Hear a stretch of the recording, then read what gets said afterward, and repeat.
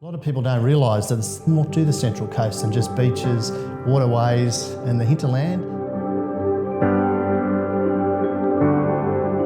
We wanted to show off the hidden gems and the fantastic emerging businesses and farm enterprises that are west of the M1. From Peats Ridge all the way through to Wyong Creek, the entire Central Coast hinterland, visiting over 30 different farms and event sites.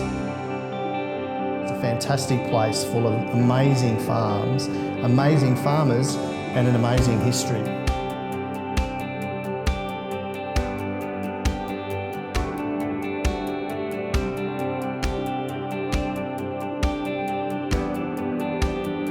So we wanted people to understand where their food comes from. It doesn't come from a supermarket. It's grown, and a lot of it's grown naturally right on our back door. Catch everything, every part of the process you can see, how it's grown, how it's harvested, how it's packed, how it's delivered.